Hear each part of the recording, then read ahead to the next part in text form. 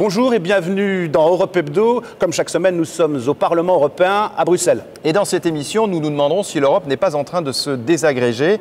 Les Italiens ont envoyé un message anti-système et anti-austérité à Bruxelles. Et nous partirons également en reportage à Londres, où 60% des Britanniques veulent quitter l'Europe. Mais l'actualité, c'est aussi la Commission européenne qui baisse ses prévisions de croissance pour la France et les chiffres ne sont pas bons pour le reste de l'Europe. Alors cette question, le vieux continent se dirige-t-il vers le déclin ? On les attendait, ces chiffres.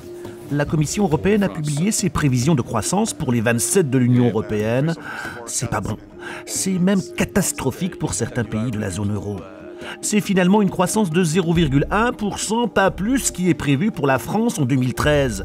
Il y a ceux qui sont pessimistes avec cette croissance quasi nulle. L'objectif du déficit public à 3%, c'est impossible à atteindre. Et il y a ceux qui sont optimistes aussi. Je suis conscient qu'en matière de croissance, ce sont les chiffres de la Commission pour 2013, notre horizon immédiat reste difficile.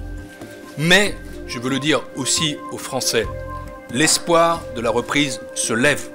L'espoir se lève, mais la panne de croissance concerne toute l'Europe pour le moment, avec des pays plus durement touchés que les autres par la crise. La Grèce et l'Espagne, et leur taux de chômage de 27%. L'hebdomadaire libéral The Economist est catégorique. L'Europe décline. L'Europe est en train de perdre son leadership économique. Et le journal de prédire le classement pour 2022 des puissances économiques dans le monde. Au top, les États-Unis, devant la Chine, le Japon et l'Inde, le Brésil. À la 6e place, le premier pays européen, l'Allemagne.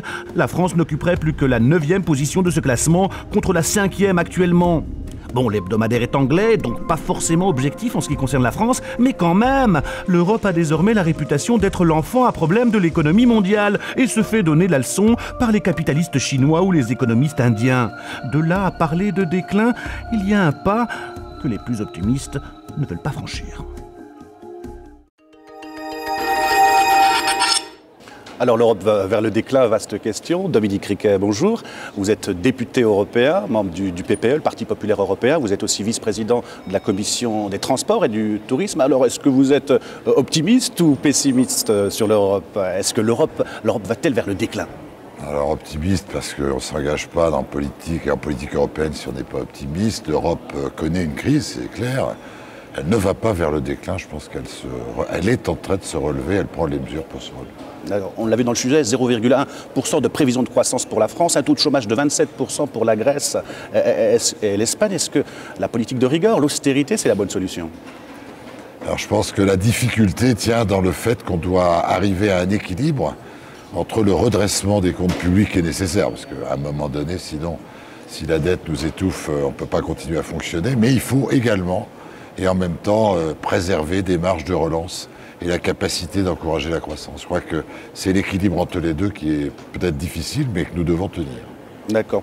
On l'a dit, vous faites partie de la commission des budgets. Les 27 pays de l'Union européenne se sont accordés sur un nouveau budget pour la période 2014-2020. Ce budget, pour la première fois, il est en baisse. C'est la première fois de son histoire. L'Europe, un peu l'Europe au pain sec et à l'eau. Quel impact cette politique d'austérité aura pour les pays de l'Union européenne ?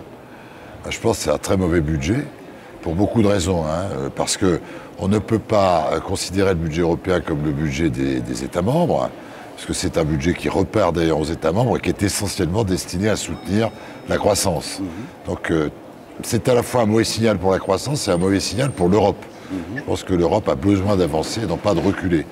Et enfin, je n'ai pas observé d'ailleurs que les États membres diminuaient leur budget, leur propre budget, bien au contraire, puisque 24 États membres sur 27 ont encore significativement augmenté leur budget, comme la France de 0,4, si mes renseignements sont bons. Donc, c'est pas un bon budget, c'est pas un budget pour la croissance, et je pense qu'il faudra discuter de ça. D'accord, vous faites partie de la commission des transports, le budget pour les infrastructures a été taillé. Est-ce que vous allez le voter, ce budget, ou c'est le veto ? Alors, le budget pour les infrastructures est catastrophique puisqu'il a été diminué de 40% par rapport à la proposition de la Commission. Or, c'est un budget de croissance par définition parce que faire des infrastructures de transport, de télécommunications ou pour l'énergie, c'est préparer l'avenir, préparer les défis environnementaux et puis générer de la croissance immédiatement et de la compétitivité après. C'était vraiment le budget test. 40%. Donc franchement, là, les députés européens ont le pouvoir, le Parlement européen a le pouvoir d'accepter ou de rejeter en bloc ce budget. Ça va se passer en juillet, vous allez le voter ou pas? Moi, personnellement, dans l'état actuel des choses, je ne voterai pas ce budget, comme d'ailleurs bon nombre de mes collègues. J'ai vu que les 4 principaux partis, les 4 présidents ont fait une déclaration pour dire qu'en l'état, il n'était pas recevable. C'est pas avec un budget de cette nature qu'on va faire avancer ni l'Europe, ni la faire sortir de son problème La raison principale, c'est laquelle? La raison principale, c'est que, est-ce que vous pouvez donner à l'Europe pour 2020 un budget qui est inférieur à celui de 2006, alors que nous avons des défis à relever, un élargissement, des problèmes de croissance à relancer? Ça me paraît impossible. On parle d'une clause de révision en 2016 en cas de retour à la croissance. Qu'est-ce que cela vous inspire? Ma grand-mère, elle disait, c'est les prometteux de bonjour, c'est-à-dire on verra plus tard. Moi, je pense qu'un budget acceptable immédiat, c'est mieux que la promesse d'un budget qui sera peut-être acceptable ultérieurement. Je crois que c'est maintenant que les gens ont besoin de croissance. Je pense que le message des peuples européens, il a été clair. Les gens disent que c'est un message contre l'Europe. Moi, je pense que c'est surtout un message contre des politiques qui ne sont pas obligatoirement équilibrées. Il y a une chance de faire de la croissance à travers le budget européen, il faut la prendre. L'actualité, c'est aussi les élections législatives en Italie. C'est quoi? C'est une gifle à l'Europe, ce résultat? C'est surtout une gifle au système politique italien, au premier chef. Au deuxième chef, il y a aussi un vote de défiance, je crois, envers l'Europe, ou plus exactement envers l'Europe telle qu'elle est perçue par les Italiens, à travers leur propre classe politique. Et là, il y a un problème. Moi, je ne reviendrai pas sur le fait que Beppe Grillo, apparemment, il avait un métier de comique, et il fait 25% des voix en Italie, ça se passe de commentaires. Dominique Riquet, merci d'avoir accepté cette invitation. Donc, l'autre sujet d'actualité, c'est bien évidemment les élections législatives en Italie, et un pays ingouvernable. Les télévisions européennes en ont parlé, c'est le zapping. Les résultats des élections italiennes devraient avoir des conséquences sur les pays de la zone euro. À Bruxelles, on craint que ce vote très serré ne rende l'Italie ingouvernable. C'est la grande préoccupation au sein de l'Union européenne. Les résultats sortis des urnes en Italie rendent le pays difficile à gouverner, surtout à un moment où on a besoin de stabilité pour affronter les défis économiques. Ce mot est compréhensible par tout le monde à la une du journal. Ingouvernable l'Italie en l'état actuel des choses, tout simplement parce que les deux chambres, Sénat comme Chambre des députés, ont strictement les mêmes pouvoirs et que si le centre-gauche a une majorité absolue à la Chambre des députés, elle n'est que toute relative au Sénat et que beaucoup de ces projets de loi ne passeront pas pour être bloqués à tout moment. Situation délicate en Italie après les législatives, les résultats définitifs tardent à tomber. La gauche devrait s'imposer à la Chambre, mais elle pourrait bien ne pas avoir la majorité au Sénat, un scénario redouté par l'Europe et par les bourses qui sont passées dans le rouge un moment ce lundi. Beppe Grillo est un comédien qui s'est insurgé contre la classe politique italienne. Il est contre l'austérité et veut faire un référendum sur l'euro. Un Italien sur 4 a voté pour son mouvement de protestation. Alors nous sommes avec Giuseppina Paterniti, vous êtes la correspondante de la télévision italienne RAI ici à Bruxelles. Alors on l'a vu sur les images, Beppe Grillo, c'est l'amuseur qui ne fait plus rire personne. Il est en position d'arbitre. Que va-t-il faire de ses élus ? Donc, il a dit qu'il va changer la conception des alliances, comme on l'a vu jusqu'ici. Et probablement, il cherche de faire des alliances, mais réforme sur réforme. Donc, pas une alliance stable pour un gouvernement, mais quelque chose pour changer le système avec des lois qui sont les lois qu'il a présentées dans son programme. Il n'est pas très connu. C'est qui, Beppe Grillo? C'est l'extrême gauche, c'est l'extrême droite?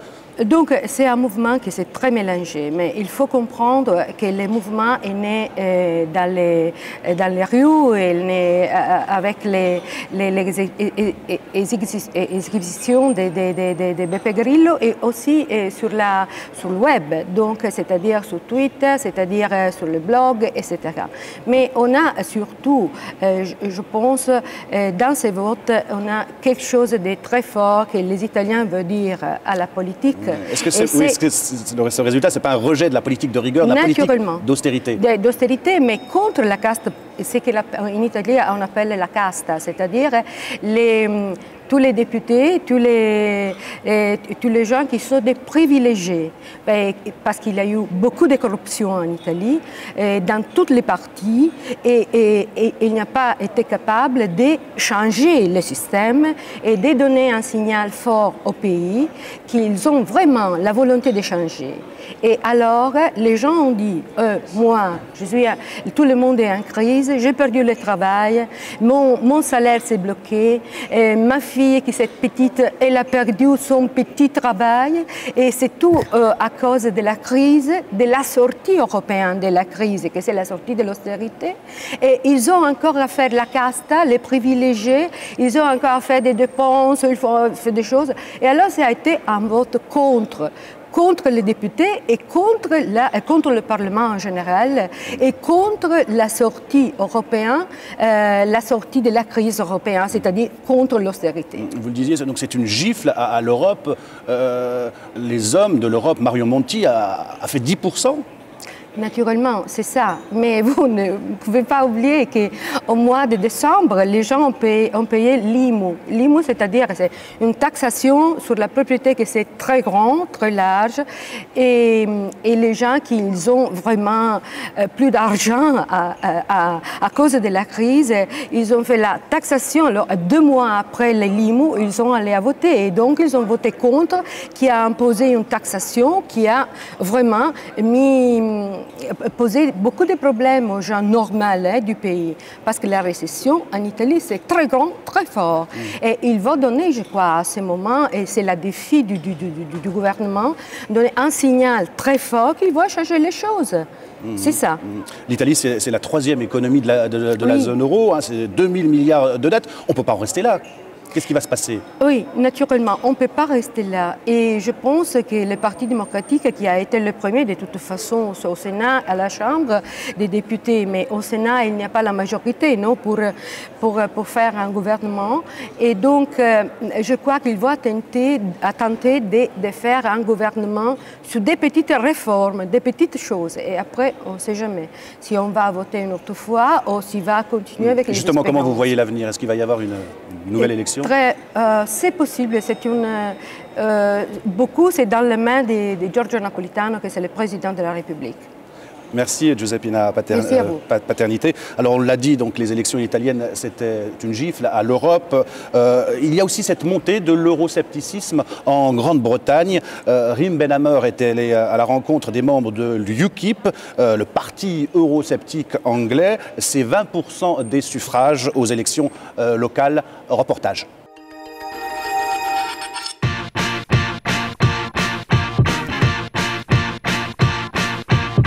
Robert et Jack sont 2 étudiants londoniens. Ils font partie des Young Independents, les jeunes du UKIP, le parti eurosceptique anglais. Je porte toujours une cravate grise ou violette. Ce sont les couleurs de l'UKIP, je ne veux pas qu'on me prenne pour un travailliste. Aujourd'hui, ils rencontrent Edward, membre du parti conservateur, pour débattre de leurs idées. Donc, vous vous concentrez surtout sur la croissance en Grande-Bretagne.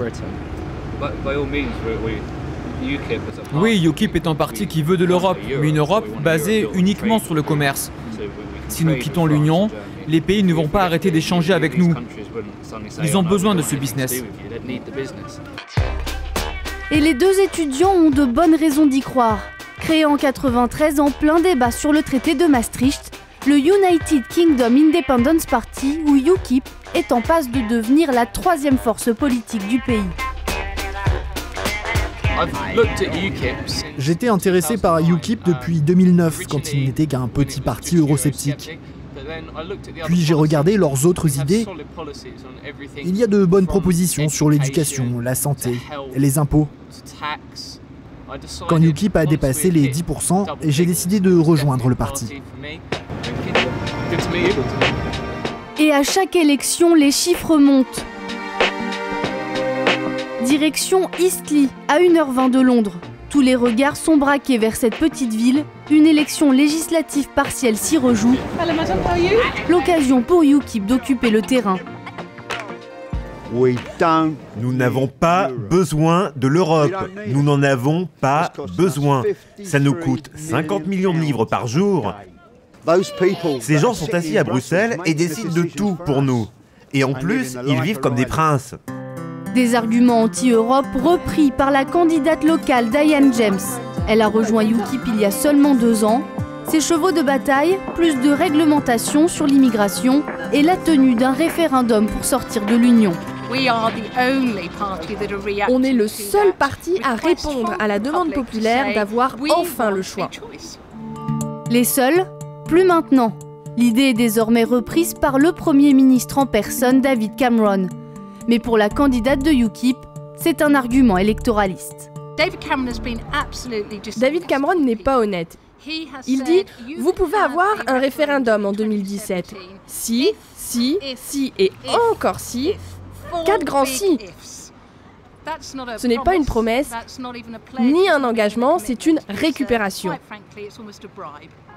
L'idée du référendum gagne de plus en plus de terrain dans la classe politique et The People's Pledge y est pour beaucoup.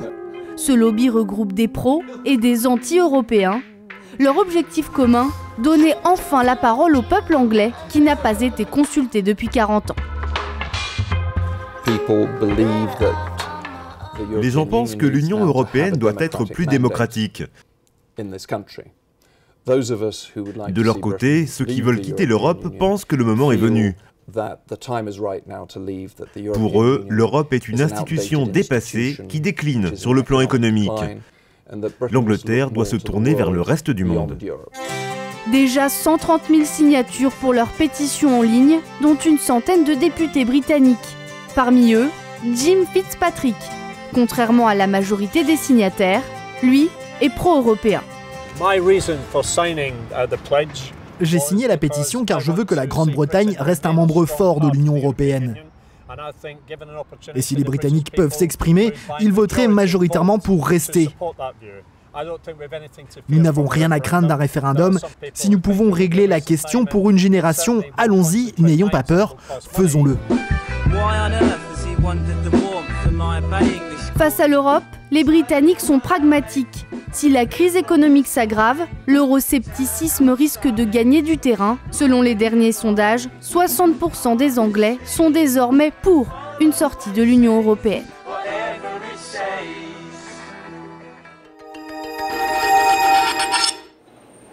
Un reportage signé Rim Benhammer. Alors nous sommes avec Graham Watson, bonjour. Bonjour. Vous êtes député européen, vous êtes britannique, vous êtes également écossais, vous êtes le président du parti des démocrates et des libéraux, un parti européen. On va dire que vous êtes grosso modo centriste, ici en tout cas au Parlement à Bruxelles.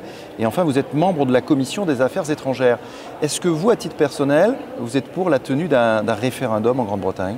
Non, je suis contre la tenue d'un référendum dans le sens que ça endommage les possibilités des investissements dans l'économie britannique sur lesquels nous dépendons pour un grand nombre de postes de travail, donc stabilité.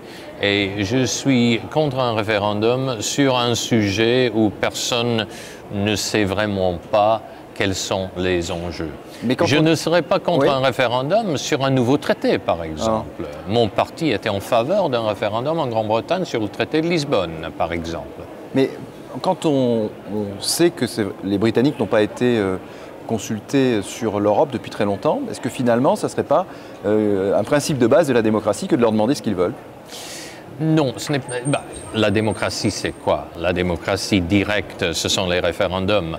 Mais souvent, les réponses ne sont pas des réponses à des questions posées, ce sont des réponses à les personnes qui posent des questions. Vous avez une histoire en France des référendums sur les traités européens. C'est une histoire malheureuse, je dirais même. Les Français ont dit non, en tout cas. Nous ne l'avons pas fait. Je pense que peut-être la démocratie requiert d'ici quelques ans une consultation du public britannique sur le sujet de l'Europe, car ce sujet est redevenu très controversé. Si vous posez la question aux gens quelles sont les choses les plus importantes, ils ne citent pas l'Europe. Le plus important, c'est l'emploi, c'est la santé, c'est l'éducation, c'est les transports. Mais quand même, le sujet de l'Europe, c'est quelque chose qui nous trouble.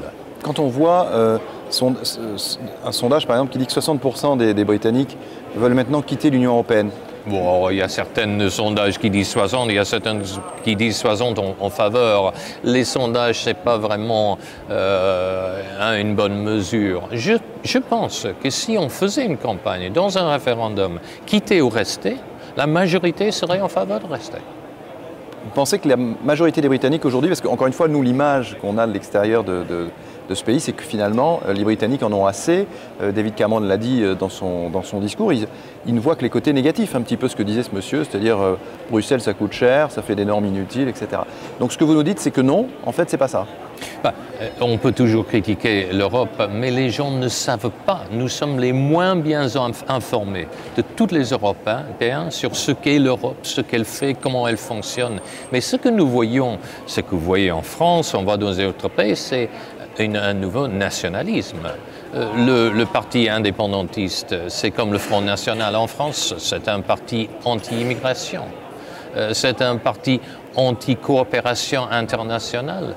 Or, les grands défis mondiaux d'aujourd'hui requièrent cette coopération internationale. Donc, il faut que la classe politique se justifie pour ce qu'elle fait dans la construction de l'Europe. Alors on a vu dans le reportage tout à l'heure une candidate aux élections locales. Elle a une question pour vous et ensuite on vous retrouve. Qu'est-ce que c'est la justification pour rester encore, pour continuer d'être un membre de la communauté européenne? Parce que c'est très difficile pour la population de comprendre pourquoi. Bon, au moins la question est directe. Je suis très heureux d'abord qu'elle parle le français. Malheureusement, il y a très peu de mes compatriotes, surtout de la génération succédante, qui parlent français comme ça. Mais est-ce qu'il y a une justification? Absolument. Comment je le justifie? Non seulement notre économie, 3,5 millions de postes de travail, mais aussi notre sécurité. La coopération policière qui existe entre la Grande-Bretagne et la France, qui nous a permis, par exemple, de trouver cet instituteur qui a pris une fille de 15 ans et qui est allée en France, de la retrouver, que nous avons fait avec l'aide de la police française. Sans l'Europe, c'est pas possible, ça? Sans l'Europe, c'est pas possible. Il faudra toute une série d'accords bilatéraux. On ne fait plus ça. On fait l'Europe ensemble, un 27, bientôt à 28, et ça marche en réalité très très bien, sans nous coûter trop cher. La dégradation de la note, vous avez perdu, je dis vous, mais je pourrais dire nous aussi, puisque les Français c'est la même chose, ce fameux AAA. Est-ce que, en Grande-Bretagne, est-ce que on attribue la cause de cette dégradation à la mauvaise santé de l'économie de la zone euro en général? On l'attribue à la mauvaise position de la zone euro, mais on n'a pas raison de le faire. On doit l'attribuer à la mauvaise position de l'économie de la Grande-Bretagne, parce que malheureusement, les politiques que nous avons introduites pour essayer de résoudre cette crise économique n'ont pas très bien fonctionné. Alors, on a quand même le sentiment, je reviens un petit peu sur ces aspects démocratiques, et pas uniquement d'ailleurs sur la Grande-Bretagne, que les Européens envoient un certain nombre de messages répétés. Alors, vous avez parlé du référendum de 2005, on a parlé tout à l'heure des élections en Italie, peut-être ce référendum chez vous. On a le sentiment à chaque fois, comme ça, que les peuples européens envoient des messages, et qu'ici, à Bruxelles, on ne les entend pas. Est-ce que vous êtes quand même d'accord avec ça? Est-ce qu'il ne faudrait pas écouter un petit peu les peuples d'Europe? Nous les entendons, nous les écoutons, nous avons chacun de nous nos circonscriptions dans nos pays respectifs.